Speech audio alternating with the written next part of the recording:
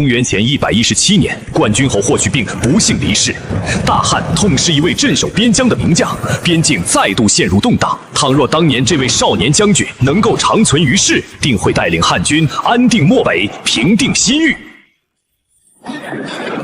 让开！都给本王让开！霍去病，本王今日亲手斩你！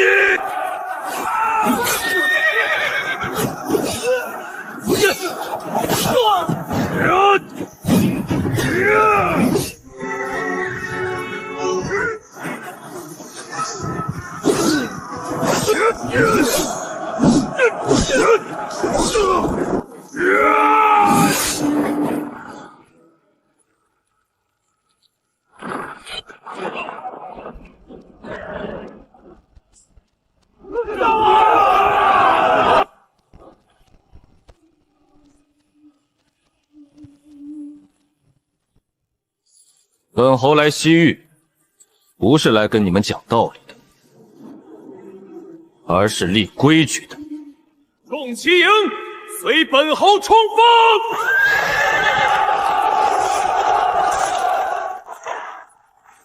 撕开他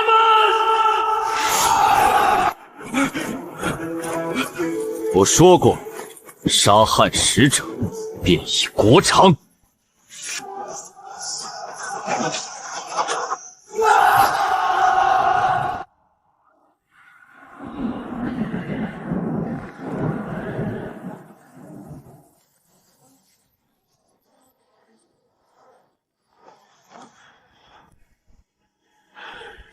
热势不退，脉象越来越弱。冠军侯这口气，怕是难撑到天明。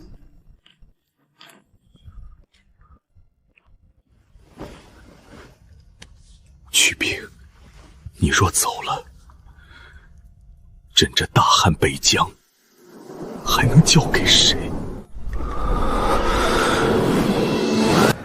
这是后世的记忆吗？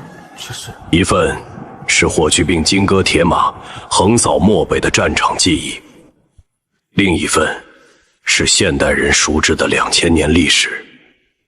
两份不同的记忆正在融合。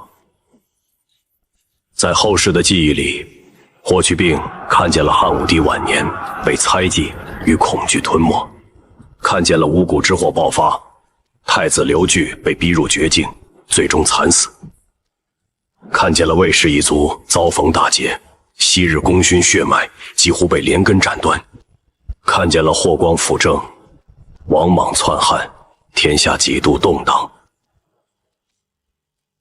不，大汉的基石绝不能倒在内耗与算计之中。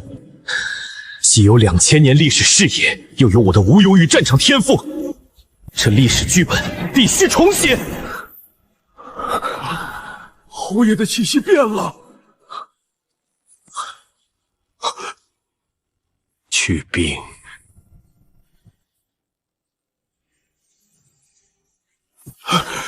匈奴还没灭，西域还没平，天下还没归汉。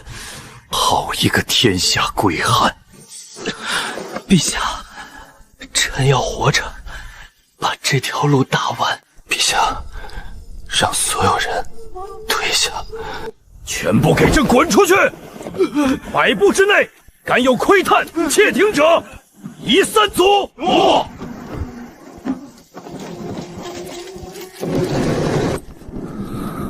去病，现在这里只有你我君臣2人，阎王不收你，你睁开眼不聊匈奴，不聊边防，却说你还不能死。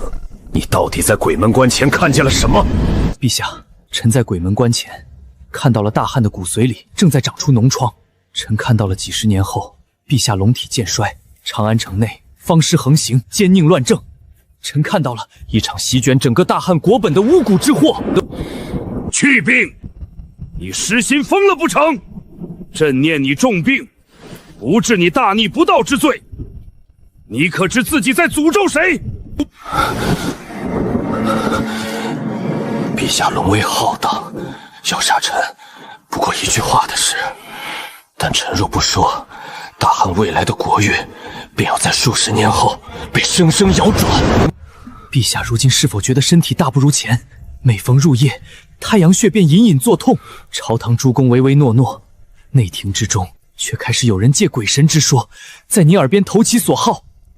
够了，别说了。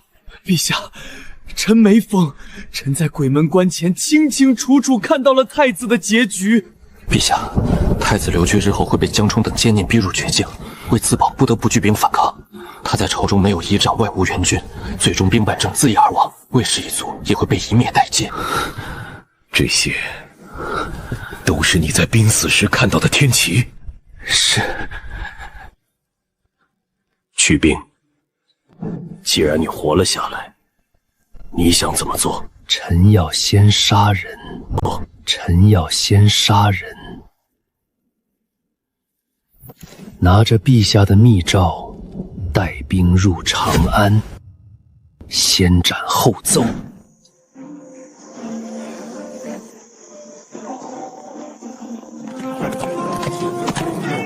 这场火今晚就断。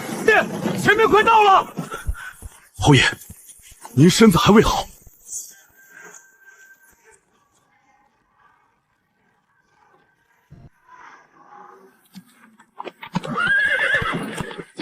侯爷，前面就是太史令门客方士李少翁的秘密道场，再往前1里，则是侍郎江充的私邸。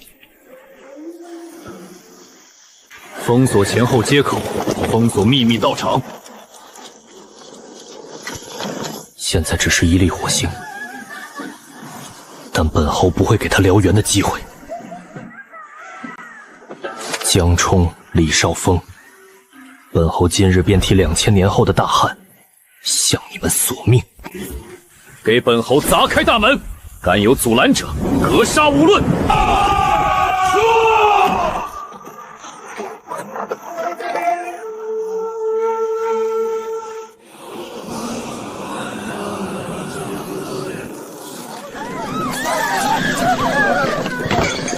何人胆敢夜闯关君侯？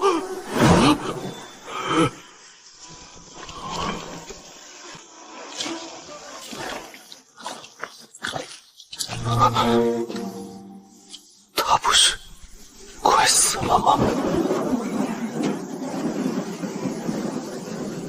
这里是朝廷命官与仙师清修之地，你无故带兵擅闯，形同谋反。我要上奏陛下，治你杀人了！霍去病，你疯了！无凭无据滥杀无辜，朝堂诸公不会放过你。卫青大将军也保不住你。证据就是这个男人，未来会把大汉太子逼入绝境。本侯杀人从不需要证据，本侯只知道你未来会是祸乱大汉的奸佞。不，你不能，我是朝廷。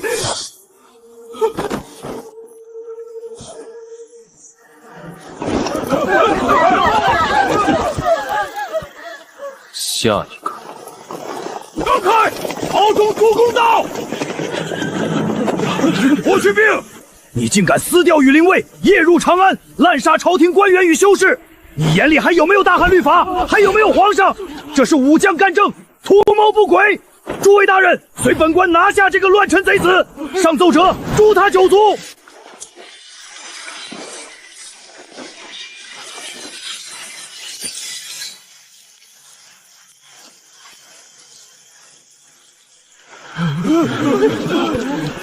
睁开你们的狗眼，看清楚！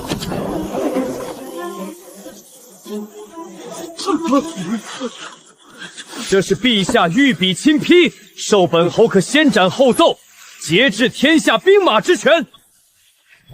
我霍去病在漠北杀得了单于，是为了护大汉江山；今日在长安杀得了奸臣，同样是为了护大汉万世太平。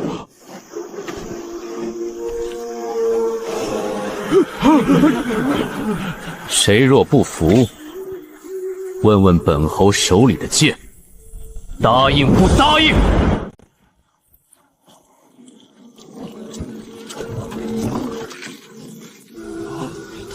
在病榻上等死了。冠军侯变成了一头不讲规矩的凶兽。霍去病，你昨夜杀的人，让半个朝堂的御史今早连上了30道折。他们弹劾你拥兵自重，滥杀无辜。哼，一帮只会摇唇鼓舌的腐庸罢了。江充之流死有余辜，朝堂蝇营狗构已清。接下来，大汉的刀该指向治世根本。去病，不可御前失礼。如今匈奴残部虽远遁漠北，但我国力已损耗极大。你既然病愈，当以调养为主，朝政之事自有陛下决绝。舅舅，留给我们的时间不多了。过去我们打匈奴是追着他们打，他们打过来，我们打回去。但在臣看来，这种打法太慢，也太被动。哦，那你倒是说说，什么才是主动？过去我们的战术靠的是轻骑兵长途奔袭，以战养战。这种打法能赢匈奴，但要征服世界，远远不够。侯爷，大汉之外不过是些蛮荒之地，弹丸小国，何来世界之说？弹丸小国，大汉往西有大丸、乌孙，有绿洲，有草原，有商道，也有能养10万铁骑的土地。再往西有安西，带甲数10万，空闲100里。极西之地还有罗马，军团列阵，吞并诸海。桑大人，你账志里没有写，不代表天下就只有大汉脚下这1寸地。这些地方有大汉没有的良田，有能让我大汉铁骑脱胎换骨的汗血宝马，更有数不尽的金银矿产、丝绸商道。臣不仅要让匈奴连逃的地方都没有，更要让我大汉的旗帜插到太阳落下的地方。去病，你要如何做？重整汉军，建立大汉第1支远征军军制。其一，建立轻骑侦察司与异域情报司。臣要极度重用张骞大人，以西域为跳板，刺探立国地图、兵力、语言、商道。打仗，情报先行，绝不盲目突进。其二，升级骑兵体系，不再是单一骑兵冲锋，而是重骑兵突击、轻骑兵袭扰、弩骑兵远程压制，改良马具、马鞍，推行更稳定的骑射训练。其三，组建工兵营，远征万里，逢山开路，遇水架桥。工兵营负责打造云梯、投石车、车弩，让大汉铁骑不仅能野战，更能攻坚摧城。其四，建立军医营，这也是最重要的一点。远征异域，将士们最大的敌人不是刀枪，而是水土不服、冻伤、瘟疫。军医营必须统一调配，制定严格的军中卫生和防疫条例。由此制成军，这便不再是一支单纯靠勇武冲锋的军队，它会让汉军从一支能打胜仗的兵马，变成一套能持续远征的战争体系。建远征军、工兵营、军医营，还要修万里驿站补给线，这需要多少钱粮？需要征发多少民夫？这一动，每年要多消耗整整几亿钱，百姓已经被炸得没有余粮了。侯爷若再如此穷兵黩武，不出3年，大汉内部民变四起，社稷不稳。去病，桑弘羊说的不是没有道理。臧大人，你会算钱，那你替本侯算一笔更长的账。若不打出去，匈奴休养10年、20年，再南下劫掠。大汉要修多少长城，养多少边军，又要死多少边民，耗多少粮草，填多少将士性命。桑大人，你只算眼前的钱粮，却算不清百年国运。守是年年出钱，年年死人，年年提心吊胆；攻是现在痛一刀，把未来100年的账一起清掉。你担心国库空，那就把国库填满。异域百国的税赋、马匹、矿产、商道，都可以成为大汉未来的粮仓和钱袋。臣要打的不是无底洞，臣要打出一条让大汉越打越富、越走越远的路。异域百国，商道、马匹、矿产，万事基业。去兵，那就依你的想法来，朕给你兵权。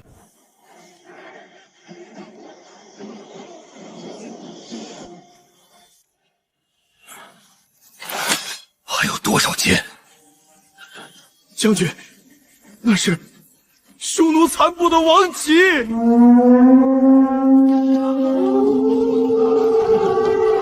哈哈哈哈哈！城里的汉狗听着，你们的皇帝已经被吓破胆了。你们那个号称战神的冠军侯霍去病，早在几个月前就病死了。大汉一直在瞒报死讯，你们最大的依仗已经成了一抔黄土，这座苍城就是孤坟。开城投降，交出粮草，本将还能留你们全尸。冠军侯不会死。放你娘的屁！冠军侯乃天人下凡，岂会轻易陨落？想夺苍城，拿你们的命来填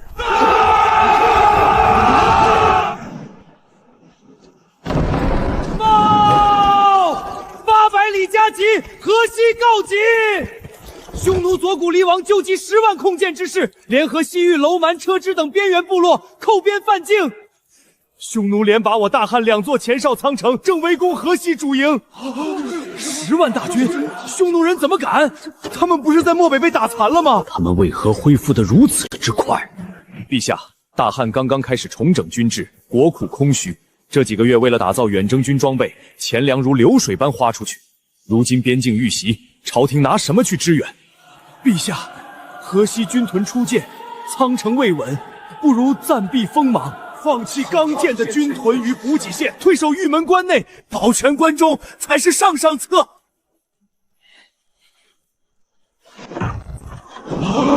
都给朕闭嘴！退守！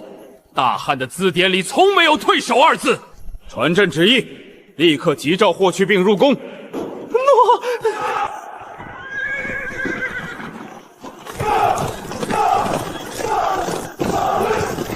阵型不散，再冲！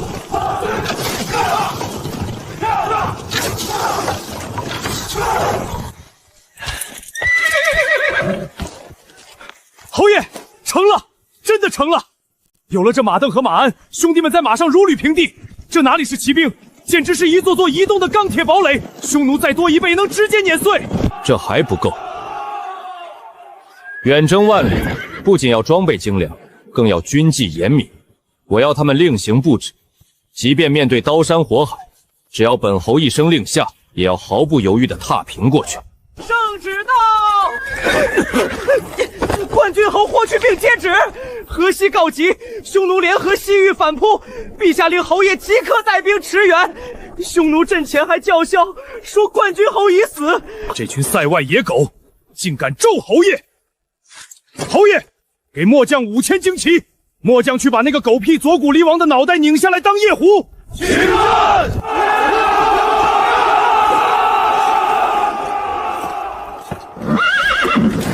他们以为我死了，大汉就成了任人宰割的羔羊，那就让他们睁眼看看。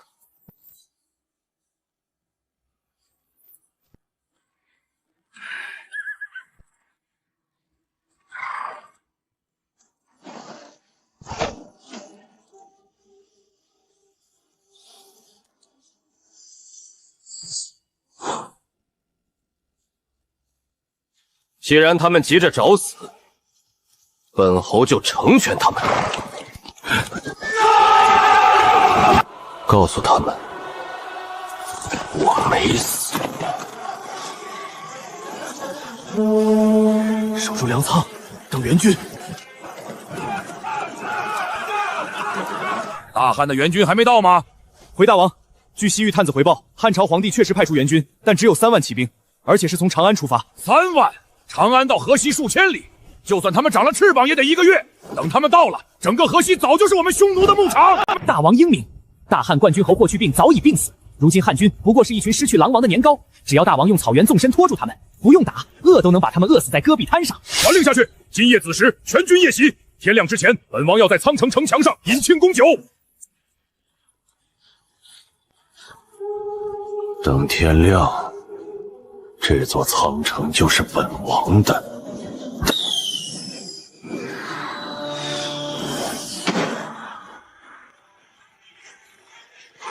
怎么回事？大王，汉军骑兵从我们后方杀过来了，漫山遍野都是汉军。不可能！长安到河西3万大军，怎么可能半个月赶到？他们的粮草呢？他们不吃不喝吗？粮草没有拖在车队后面，而是提前敞在路上。好，干粮换马，下一站30里，别停。迎战！给本王迎战！他们只有3万，我们有10万，就算赶到了也是疲惫之师，给我杀！收舰艇，武器营预备。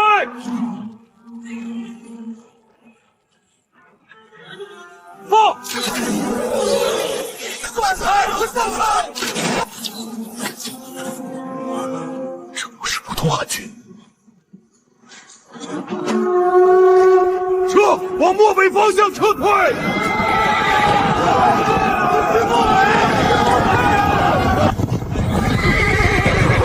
前面有汉旗，这冠军侯他没死，霍去病没死。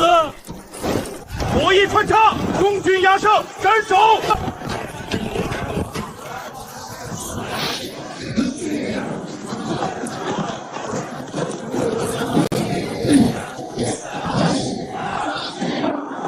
让开，护本王出去！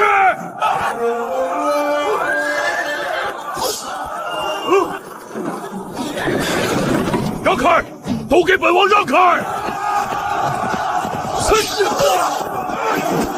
霍去病，本王今日亲手斩你！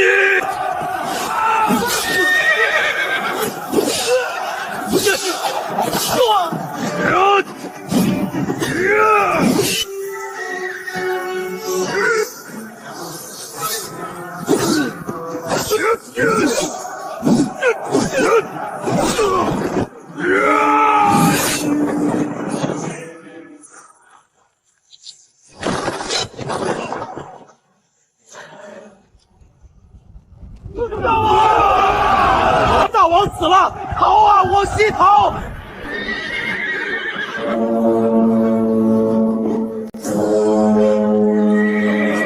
快回去报信，10万联军全完了。从今日起，草原不是你们的退路，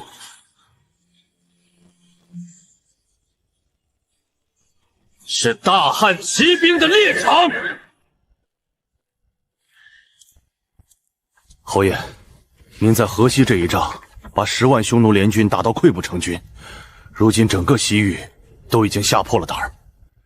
但我大汉在西域根基尚浅，那些小国国主虽然敬畏您的兵锋，私底下却仍在观望。他们习惯了在匈奴和大汉之间反复横跳，试图两头讨好，保全自身。西域这帮墙头草，若不给他们雷霆万钧的镇杀，迟早会在我远征圣安和罗马时，在背后捅大汉的刀的。原本的历史里，大汉耗费数代心血才几度得失这片土地，但我等不了那么久。西域不能是摇摆不定的缓冲地带，它必须是绝对臣服的大汉后方。张大人，本侯没闲工夫陪他们玩左右迎援的把戏，传令全军，明日拔营。既然他们不来跪拜，本侯就亲自带着大汉的刀去教教他们怎么做蜀国。诺。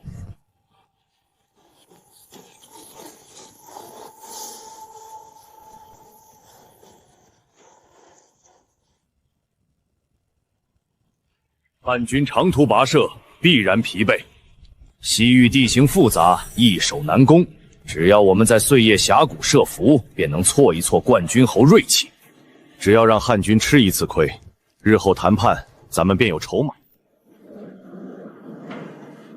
只要汉军的大旗进入伏击圈，立刻放滚石和毒箭。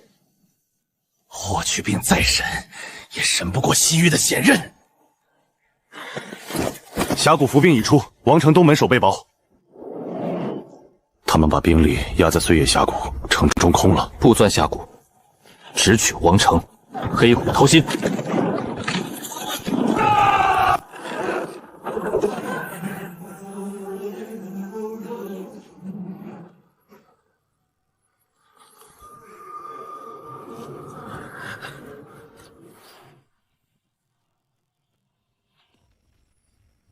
不好，那是王城的方向。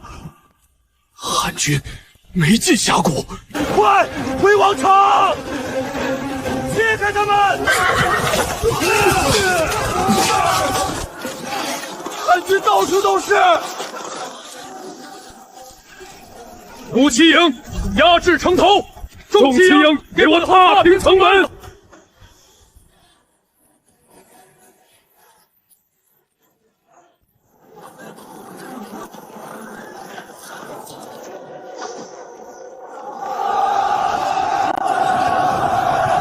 想跟大汉谈条件，你们连上桌的资格都没。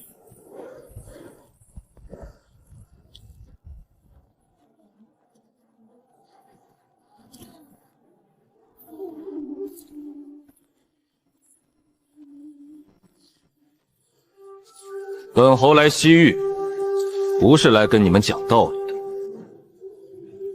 而是立规矩的。第一，开城纳贡；第二，通商让道；第三，谁敢在背后摇摆不定，开城纳贡者生，勾结匈奴者灭。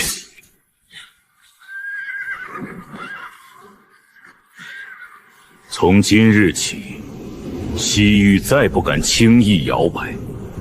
后方既定，下一步该看更远了。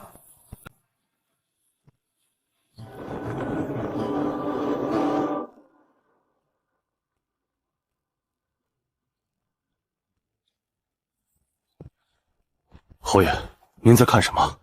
张大人，我们下一步不仅要征服世界，还要面对安西和罗马那样的庞然大物。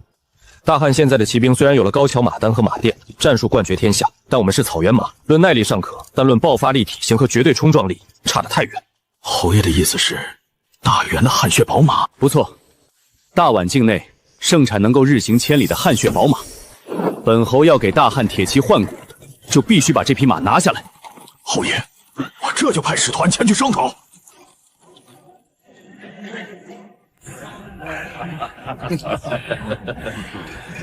大汉军威如日中天，西域诸国自当谨遵侯爷规矩。报，侯爷出事了！赵破奴，咱们派去大宛的使团回来了。回来了便好，汗血宝马可曾带回？使团100名兄弟，全军覆没。大禹王非但不肯交出汗血马，还杀了咱们的大使。把人抬进来。上面写着什么？大元王说，大汉的战马只配给他们拉磨，大汉的将士不过是仗着人多的懦夫。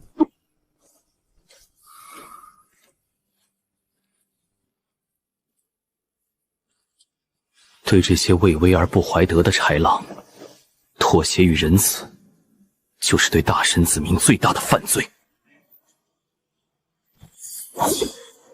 杀汉使者，便是杀大汉脸面；杀汉使者，便以国偿。全军听令，即刻拔营！本侯爷军令，拔营，目标大宛。踏平大宛，分兵3路。第一步，赵破奴，你带轻骑侦察司，以西域小国为前哨，沿途征调粮草和向导。第二步，公孙敖，你率工兵营与主力，提前占据大宛城外的水源与绿洲，截断他们的暗河。第三步，本侯亲率重骑绕后，切断大宛与康据等国的联系，断绝一切外援。原本历史里，李广利2次远征大宛，后秦拉胯，沿途小国闭门不纳，打成惨胜。但这一世，远征大宛的是我霍去病。我绝不会让大汉将士白白倒在沙漠里。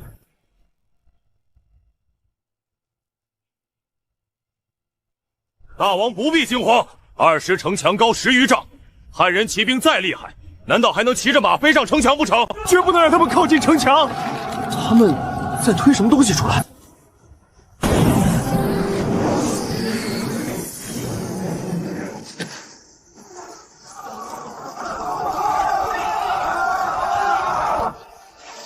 神法！汉人的军队里藏着雷神！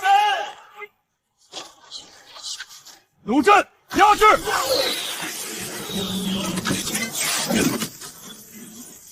一切入座，全部退后！点火！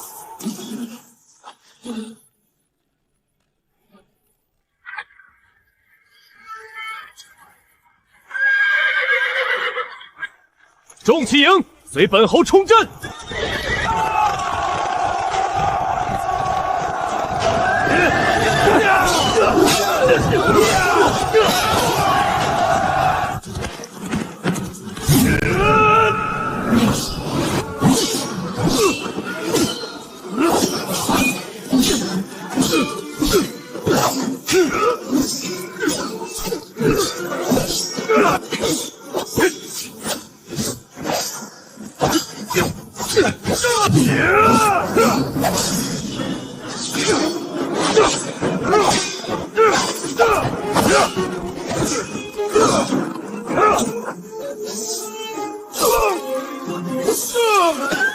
快护我去内城！我说过，杀汉使者，便以国偿。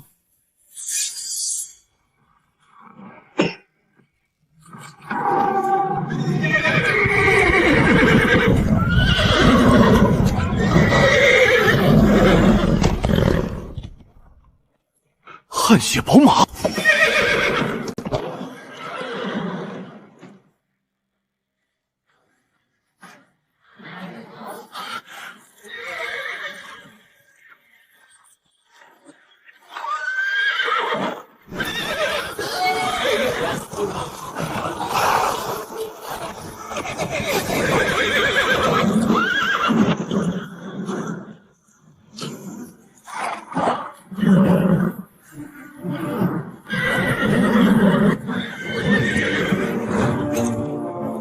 大汉铁骑该换骨了，都只是暴徒的行径，建立秩序才是帝国的根基。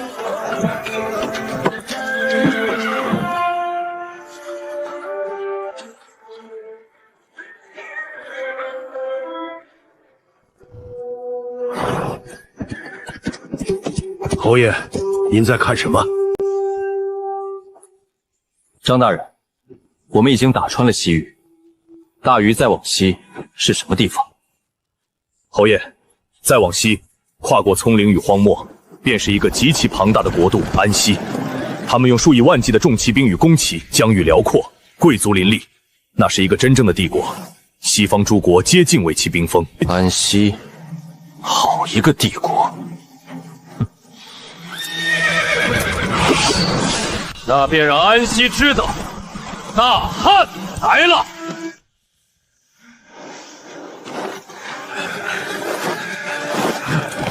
前方便是安西边境。风的味道变了。东方来的军队，他们知道这里的沙漠会吃人吗？东方大汉不过是遥远传说，不必决战。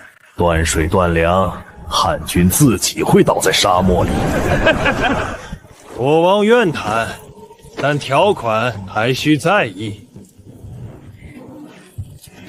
他们撑不了多久。他们不是来谈，是来拖。侯爷，这已经是第3口干结的沙井了。这鬼地方，白昼如烈火烹油，夜晚却又冷若冰窟。战线过长，补给线已经被拉扯到极限。全军缩减饮水，工兵营连夜向下深挖寻水。是。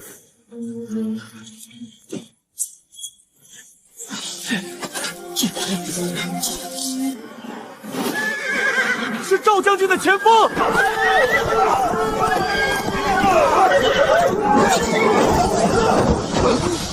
侯爷，末将有罪。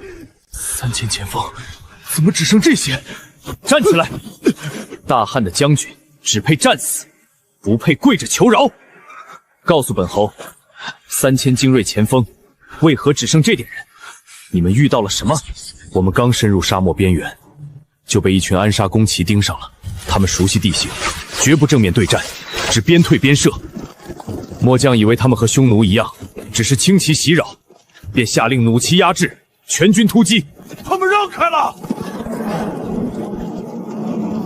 地平线上突然升起了一堵铁墙，连人带马全包裹在青铜与金刚鳞甲里，像一座座移动的钢铁堡垒。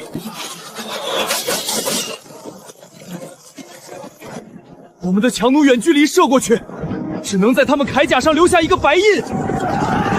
那股冲击力摧枯拉朽，我们根本挡不住。不想死在这儿，就给我从侧翼杀出去！若不是末将拼死从侧翼杀出一条血路，3000兄弟就全交代在沙漠里了。强弩竟射不穿，这需要何等国力、冶炼术和战马承重能力？安息帝国的铁甲圣骑，西方人口中的重装骑兵，他们曾用装甲与骑射，让罗马最精锐的7个军团在卡莱战役中覆没。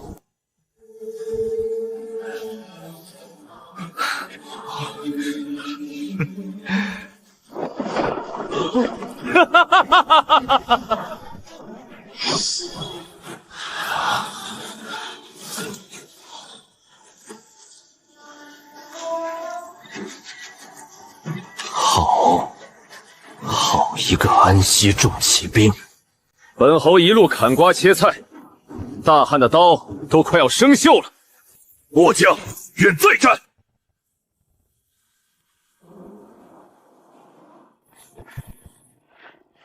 前锋营之后，全军推进节奏都乱了。安师主力动向确认。侯爷，安西第一名将阿尔达班亲率5万重装骑兵与3万弓骑，已逼近河谷外围。收网吧。轻骑营出营，去把这头不可一世的钢铁巨兽给本侯引进河谷。末将遵命。诱敌不恋战。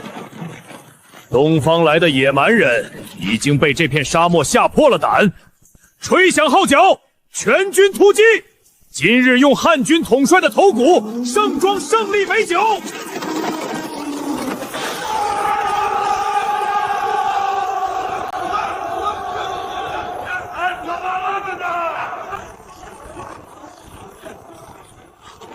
怎么回事？停下！弩战，给本侯射穿这层铁王八壳子！放！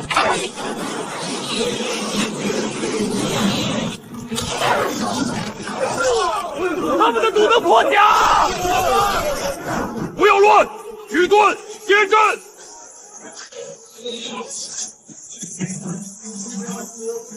重装骑兵的杀伤力全在冲锋动能，一旦失速，铠甲就是铁棺材，两侧就是他们看不见的死角。众骑营随本侯斩将夺旗！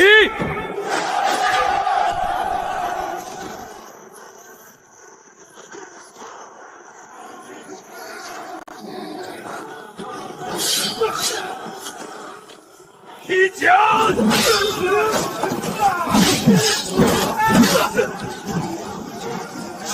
他们能在马上站起来！挡住他！挡住他！给我挡住他！侯爷，直奔王旗去了！对，上边，他穿过去了！大汉统帅，受死！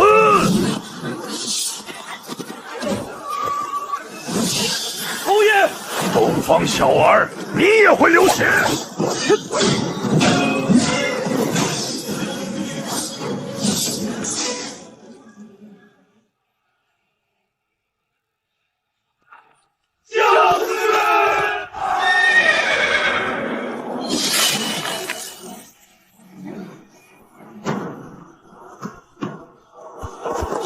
安西王旗已倒，主将已死。侯爷，安息的铁骑神话碎了，安息的神话破了，大汉的远征才刚刚开始。安西第一名将已死，王旗已断。两河归路开了。安西愿停战，愿献贡，愿请大汉止兵。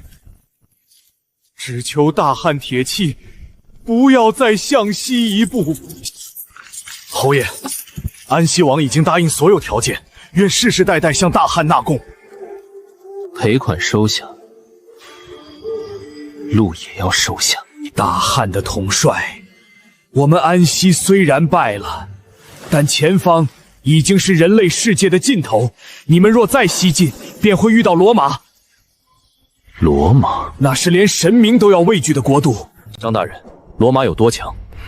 西方诸国皆为其军团，罗马不是游牧部族，是极其庞大且强悍的文明帝国。那正好，大汉也需要一个够硬的敌人。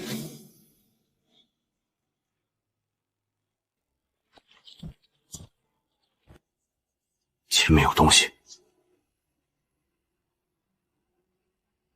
这帮西方蛮子是把整座长安城都搬过来了吗？不是穹庐，不是土城，这是平地起的坚城。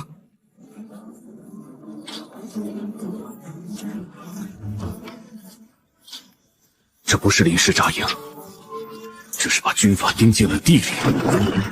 他们的重型抛射器布在4个制高点，攻城能力出众，军团纪律极强，西方世界最坚硬的铁墙，重步兵严整。这次遇到的不是匈奴，也不是一碰就碎的西域杂派，罗马是真正的文明帝国，是另一种强大。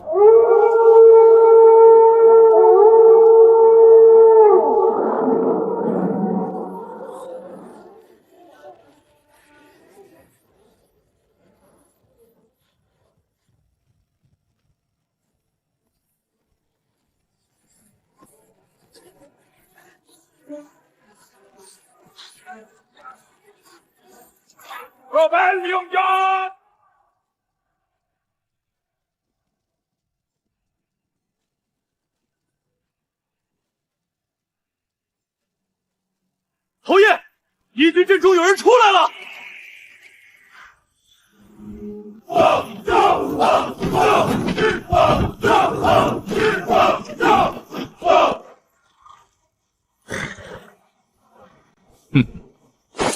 侯爷，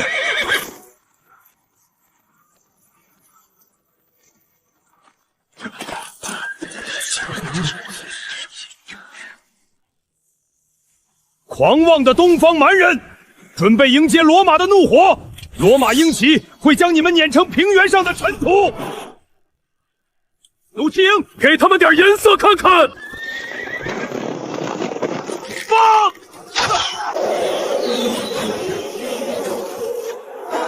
后马！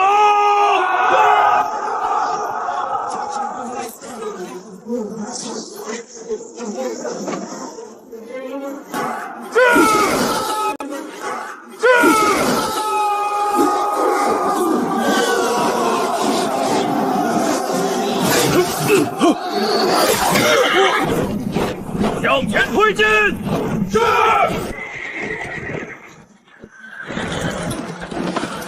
侯爷，第一阵没打穿，能挡住大汉第1波冲锋，才配让本侯认真。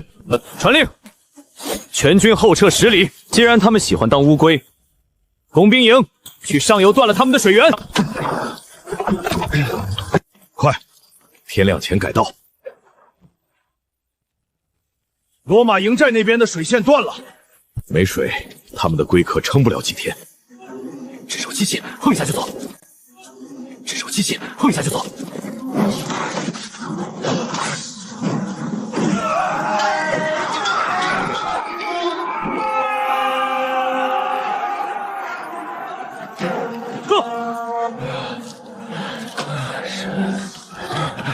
没有水了，别近身，吊着他们！不能再这样下去！汉人想把我们活活渴死！全军离开营寨，随我出击，抢水！侯爷，他们出来了！乌龟终于肯把头伸出来了。追上他们，抢回水源！特弩就位，特弩就位！放！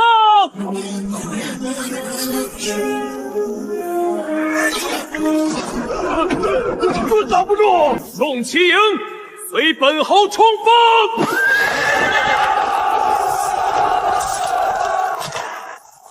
撕开他们！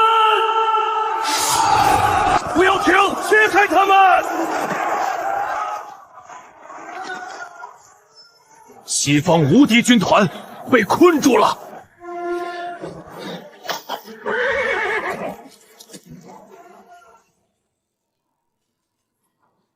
我代表罗马共和国向大汉天军启降，请求接受我们的投降。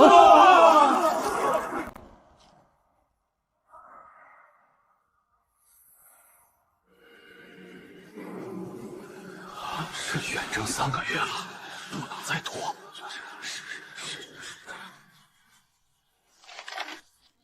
陛下，不能再打了！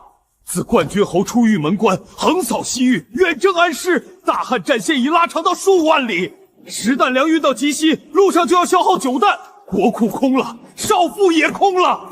请陛下撤兵，召冠军侯回朝。都哭够了吗？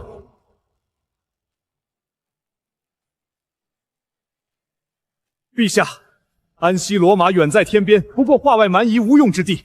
冠军侯在外拥兵数10万，如今执意与罗马开战，是拿大汉100年国运填他一人军功。恳请陛下下12道金牌，急召冠军侯班师回朝。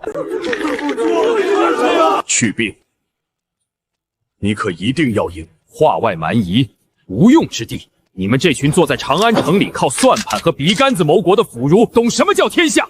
那里有2河千里沃野，有黄金矿脉，有让我大汉铁骑纵横天下的汗血宝马，那是大汉未来100年的国本。陛下，即便那里遍地黄金，可远征的账不是这么算的呀！如今前方战局未明，罗马大军压境，若冠军侯在极西吃了败仗，连带西域也会瞬间倒戈，这风险大汉承担不起呀！红缨齐报，西西之地，红缨齐报。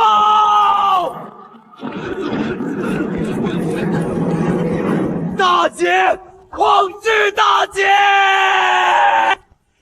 冠军侯于极西平原，以车弩阵撕裂敌军，随后亲率大汉重骑兵斩将夺旗，罗马第1军团数万重步兵被全歼。第1军团数万重步兵被全歼。去兵，赢得漂亮。刚才谁说得其地不可耕，得其民不可使？刚才谁让朕下12道金牌，召冠军侯回朝？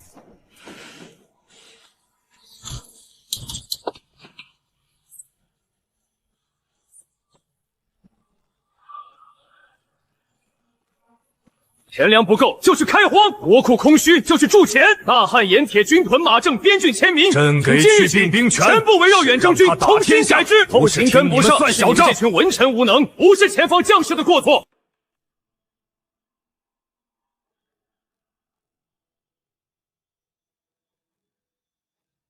就是极西来的王公。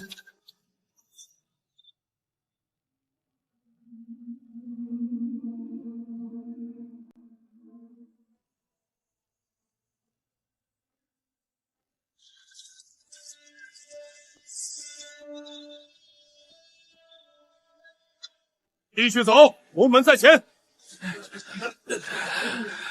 不能放下，放下就是死。那些都是国王，怎么都光着脚？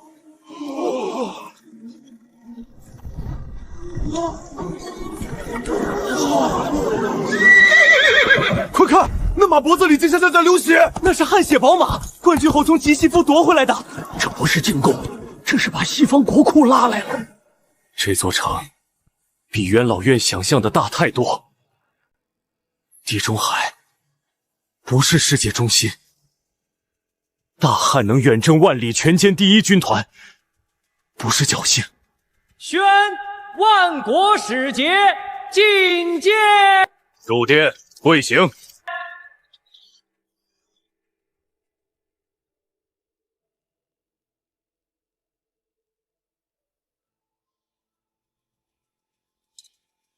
霍去病没有掏空大汉，他把西方的血抽干了。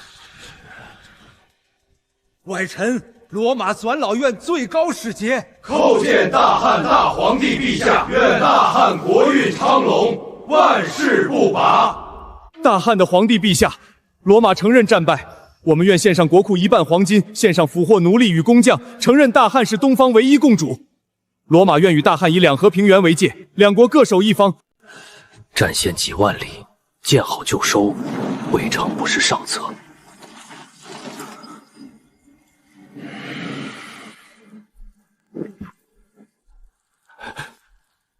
那个人就是冠军侯。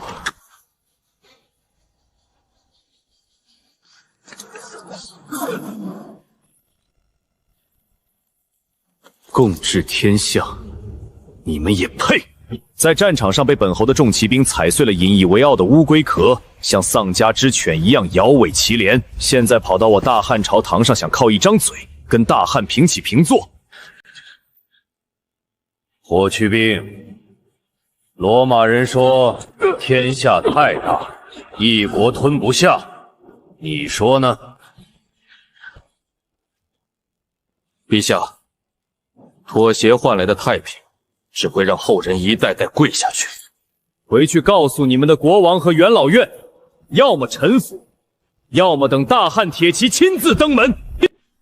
又是一车安息白银，大汉真成天下共主了！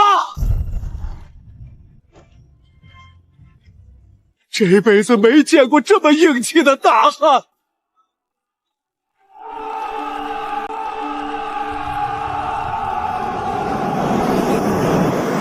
陆地还不是尽头。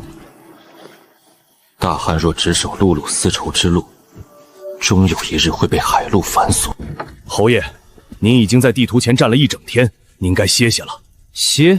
破奴，你觉得这就到尽头了吗？往西是海，往南也是海，咱们战马总不能长出鱼鳍跑海里打仗吧？大汉的战马确实不能下水，海权才是后世全球霸权的门苏。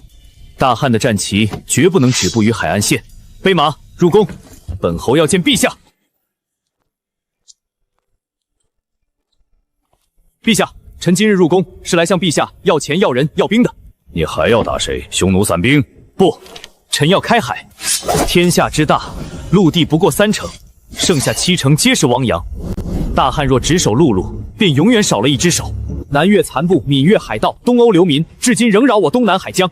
臣恳请陛下整合南越、闽越、东欧之地，倾国力组建远洋水师，大汉战舰东控海岛，西缠红海，与陆路大军形成东西夹击，让海陆商道与陆路兵锋都握在大汉手中。去病，大汉从未有过程建制水师，北方将士一上船便眩晕呕吐，海上风浪无常，水战与陆战截然不同。舅舅，大汉的铁骑确实无法下海，但骑兵能打到陆地尽头，水师就能把大汉旗插到海的尽头。好一个把大汉旗抽到海的尽头！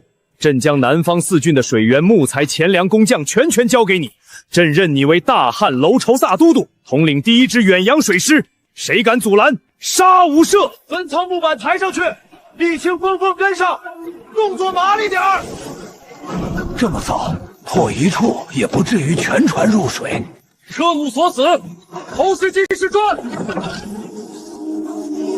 首领，听说霍去病来南方了，还说要造大船打我们。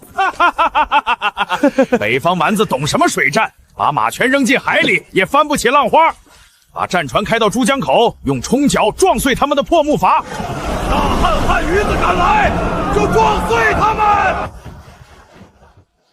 等他们靠近，先断船桨，再贴船肉搏。那是山吗？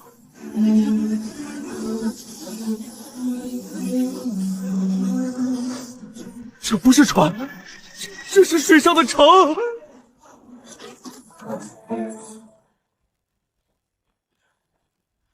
这帮蠢货，还真以为大汉水师是拿刀剑在甲板上肉搏吗？工兵营，众弩投石，同时齐射。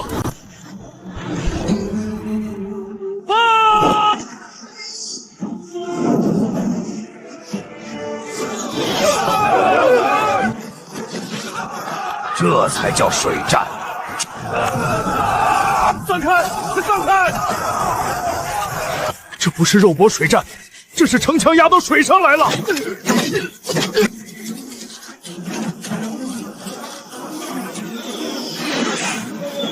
他们的弩我比城墙上的还大，睡觉不灭。不可能！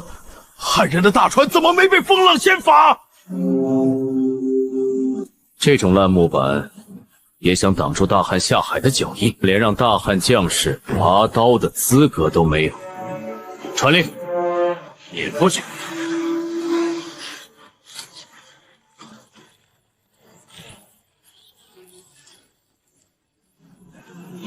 珠江口定了。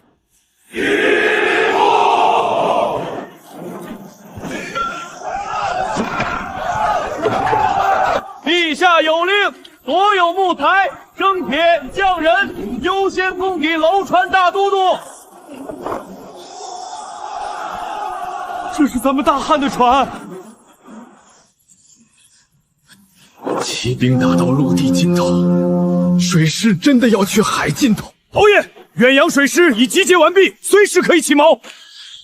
起锚，征帆。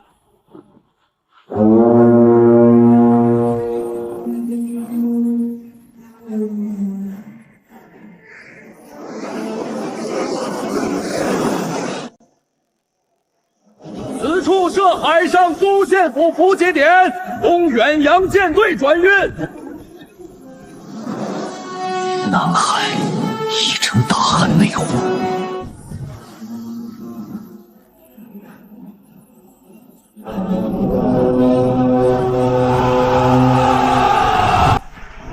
侯爷，照这个方向航行，我们不仅能打通海上丝绸之路，更能直接绕到那些西方帝国的腹地。